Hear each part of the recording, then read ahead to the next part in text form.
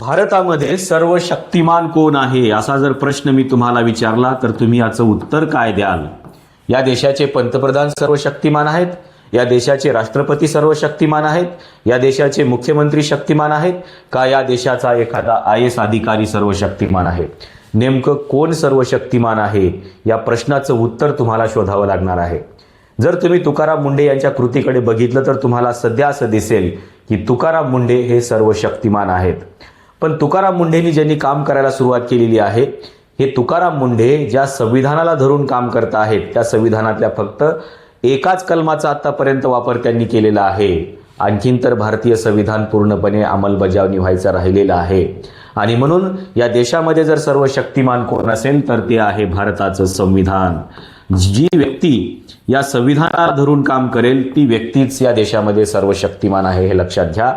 कारण संविधानामध्येच या देशाची सर्व शक्ती एकवटलेली आहे. तुकाराम मुंढेंनी फक्त एकाच कलमावरती काम करायला सुरुवात केलेली आहे, तर लोकांना एवढं चांगलं वाटायला लागलेलं आहे की लोक कमेंट करून सांगायला लागलेले आहेत की तुकाराम मुंढेंना आता काय करा तर निवडणूक आयुक्त करा, म्हणजे आणखीन देश चांगला होईल असं वाटायला लागलेलं आहे. आणि तुकाराम मुंढेंची बदली होऊ नये यासाठी देखील लोक प्रार्थना करायला लागलेले आहेत. पण एका बाजूला तुकाराम मुंढे भारतीय संविधानातल्या एका कलमावरती काम करत आहेत, तर दुसऱ्या बाजूला तुकाराम मुंढे यांना बाजूला करण्यासाठी जवळपास 250 कोटी रुपये जमा केल्याचं वक्तव्य महाराष्ट्राच्या विधानसभेमध्ये एका नेत्याने केलेलं आहे. त्या नेत्याचं नाव आहे जितेंद्र आव्हाड. त्यांनी सांगितलेलं आहे की तुकाराम मुंढे यांची धास्ती घेऊन अनेक लोकांनी पैसे एकत्र केलेले आहेत आणि 250 कोटी रुपये देऊन आता तुकाराम मुंढेंच्या बदलीचा डाव आखला जातो आहे. पहिल्यांदा संधी आहे मला या खात्याला महाराष्ट्रावर चर्चेत आणणारे माननीय संधी आयुक्त तुकाराम मुंढे यांचं मनापासून अभिनंदन करावं असं वाटतं की महाराष्ट्राला कॅन्सरनी घेणारे जे कोणी लोक आहेत त्यांना रिंगणात आणणारा हा माणूस आज तुमच्या कार्यालयात, तेव्हा त्याची काळजी घ्या. आणि तुमचंही अभिनंदन करतो की तुम्ही अजून त्याच्या बदल्यांसाठी फाईल घेऊन मुंबईला जात नाही. असं म्हणजे आजपर्यंत तरी कानावर आलं नाही की तुम्ही मुख्यमंत्र्यांकडे विचारायचा नाना. मग आता प्रॉब्लेम नाही. अध्यक्ष महोदय, लोकांची हात वरती आहे ना. अध्यक्ष महोदय, तुम्हाला माहित नाही ड्रग कंपनीज ज्या मुंडेंमुळे कामाला लागल्यात त्यांनी 250 कोटी रुपये जमा केलेत फक्त मुंडेंची बदली करायची म्हणून. सगळे कामं धंद्याला लागलेत. हे सगळे लॉबीज आहेत. इंटरनॅशनल ड्रग लॉबी कामाला लागली आहे. अध्यक्ष 250 कोटी रुपये तयार केलेत. 250 कोटी रुपये. विचार करा, जर एखादा अधिकारी भारतातल्या संविधानातल्या एका कलमावरती काम करत असेल तर भारतीय संविधानामध्ये जे मूळ 395 कलम आहेत या प्रत्येक कलमावरती या देशातल्या नेत्यांनी आणि या देशातल्या अधिकाऱ्यांनी म्हणजे शासन आणि प्रशासनाने जर काम करायला सुरुवात केली तर हा देश किती चांगला होऊ शकतो. पण भारतीय संविधानाची अंमलबजावणी करण्यामध्ये आपण सातत्याने कमी पडत आहोत. आणि एखादा अधिकारी जर त्या संविधानाची अंमलबजावणी करत असेल तर त्याला एवढ्या मोठ्या अमाऊंटचा एकत्र केलं जातं आणि त्याची बदली करण्याचा प्रयत्न केला जातो. पण जर सगळ्याच मंत्र्यांनी, सगळ्याच अधिकाऱ्यांनी जर भारतीय संविधानातल्या एका कलमावरती काम करायला सुरुवात केली तर हा देश सुजलाम सुफलाम सस्य श्यामलाम होऊ शकतो. एवढी मोठी ताकद भारताच्या संविधानामध्ये आहे. तुकाराम मुंढे यांनी ज्या एका कलमावरती काम करायला सुरुवात केलेली आहे ते एक कलम काय आहे एवढं जरी आपण बघून घेतलं तरी आपल्या लक्षात येईल की ह्या कलमामध्ये तुमचं माझं भविष्य, तुमच्या माझ्या मुलांचं भविष्य चांगलं व्हावं, सुखकर व्हावं आणि हा देश सुजलाम सुफलाम व्हावा आणि निरोगी व्हावा यासाठी हे कलम लिहिलं गेलेलं आहे. खरं तर हे कलम भारतीय संविधानाच्या डायरेक्टिव्ह प्रिन्सिपल्समध्ये आहे. त्या डायरेक्टिव्ह प्रिन्सिपलला आपण असं म्हणतो मार्गदर्शक तत्वे.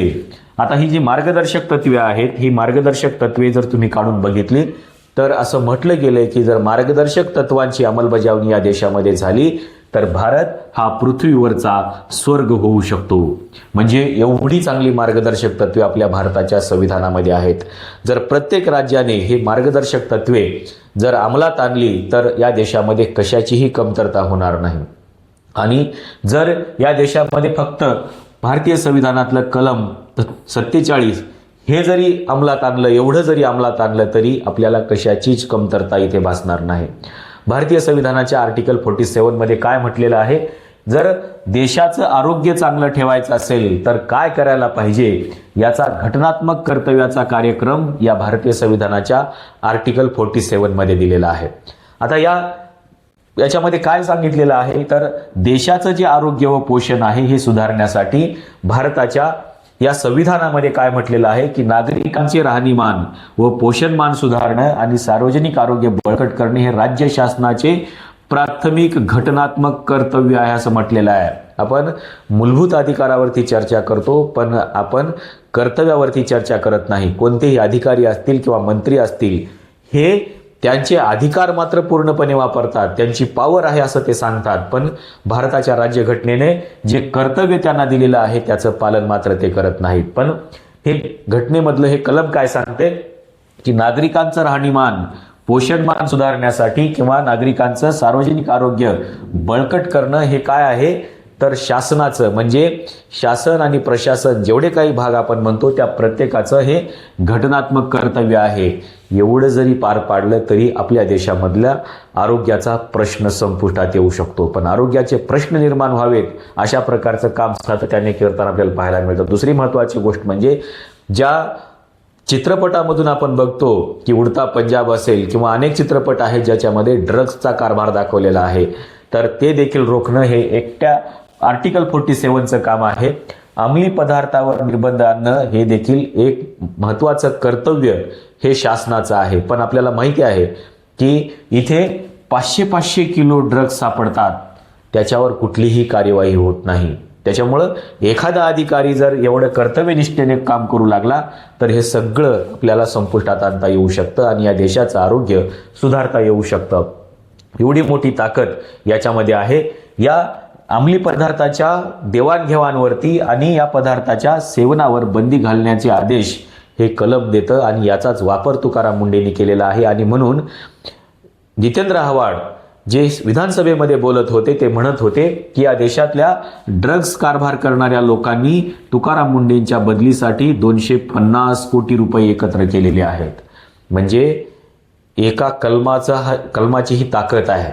आता तुकाराम मुंडेंच्या बदलीच्या बाबतीमध्ये सातत्याने बोललं जाते. दुसरी महत्त्वाची गोष्ट म्हणजे तुकाराम मुंडेंनी या कलमाचा वापर करून धडक कार्यवाही करायला सुरुवात केलेली आहे. पण या कार्यवाही फक्त त्यांनी अधिकार वापरून केलेल्या नाही आहेत तर त्यांचं ते कर्तव्य म्हणून त्यांनी या कार्यवाही सुरू केलेल्या आहेत. या देशातल्या प्रत्येक IAS आणि IPS ऑफिसरला ज्यांची नियुक्ती UPSC कडून झालेली आहे त्या लोकांनी काय काम करावं, काय काम केलं पाहिजे म्हणजे हा देश चांगला होऊ शकतो. याचं एक उत्तम उदाहरण म्हणजे तुकाराम मुंडेंनी दाखवून दिलेलं हे आर्टिकल 47 आहे. त्याच्यामुळं तुकाराम मुंडेंनी काय केलेलं आहे तर या सगळ्या घटनात्मक चौकटीमध्ये बसून इथे जेवढे काही अवैध कारभार केले जात आहेत, जनतेच्या आरोग्याशी खेळलं जात आहे, त्या प्रत्येकावरती निर्बंध आणण्याचं आणि त्यांच्यावर कठोर कारवाई करण्याचं काम केलेलं आहे. आपल्याला माहिती आहे की महाराष्ट्रामध्ये गुटखा बंदी झाली पण बाहेरच्या राज्यामधून जो गुटखा महाराष्ट्रामध्ये येतो त्याच्यावरती कोणीही कार्यवाही करत नव्हती. प्रत्येकाला त्याचं पर्सेंटेज मिळत होतं. पण तुकाराम मुंडे यांनी भेसळयुक्त अन्न, गुटखा माफिया आणि बनावट औषध उद्ध्वस्त करण्याचं काम या देशामध्ये या राज्यामध्ये सुरू केलेलं आहे. आणि त्याच्यामुळे तुकाराम मुंडेंचं जे कौतुक आहे ते सर्वत्र होताना आपल्याला पाहायला मिळतं आहे. जर तुकाराम मुंडे सारखे जर अधिकारी भारतीय संविधानातल्या एका कलमाचा अशा प्रकारे वापर करत असतील तर ज्या पद्धतीनं संविधान सभेमध्ये डायरेक्टिव्ह प्रिन्सिपल्सवरती चर्चा झाली होती आणि चर्चेदरम्यान डॉक्टर बाबासाहेब आंबेडकर असं म्हणाले होते की जर हे डायरेक्टिव्ह प्रिन्सिपल्स एखाद्या राज्याने जर अंमलात आणले तर हा देश इतका कल्याणकारी होईल की जगाने देखील या देशाचा आदर्श घेतला पाहिजे.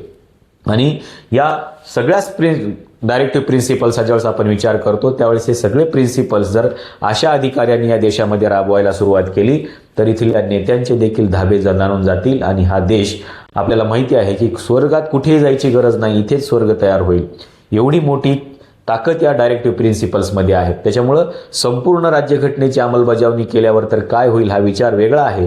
पण फक्त डायरेक्टिव्ह प्रिन्सिपल्स जर इथं अंमलात आणले तर या देशाचं भविष्य किंवा या देशामधल्या लोकांचं भविष्य अतिशय उज्ज्वल होऊ शकतं आणि हा देश सुजलाम सुफलाम आणि सस्यश्यामलाम देखील होऊ शकतो. इथल्या प्रत्येकाचे आरोग्याचे आणि इथल्या त्यांच्या भारताच्या म्हणजे जे काही राष्ट्र आहे आपलं, या राष्ट्राच्या अंतर्गत सुरक्षेचे जवळपास सगळेच प्रश्न इथे संपुष्टात येऊ शकतात. एवढी चांगली भारताची राज्यघटना आहे आणि म्हणून मी तुम्हाला म्हणालो होतो की या देशामध्ये सर्व शक्तिमान काय आहे, तर ते आहे भारताचं संविधान.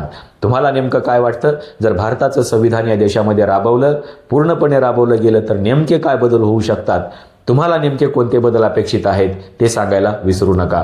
हा व्हिडिओ जर तुम्हाला आवडला तर याला लाईक करा, शेअर करा, सबस्क्राईब करा आणि इतरांना देखील या व्हिडिओबद्दल माहिती सांगायला विसरू नका किंवा या आर्टिकलबद्दल माहिती सांगायला विसरू नका. या व्हिडिओमध्ये आपण इथेच थांबूया. धन्यवाद.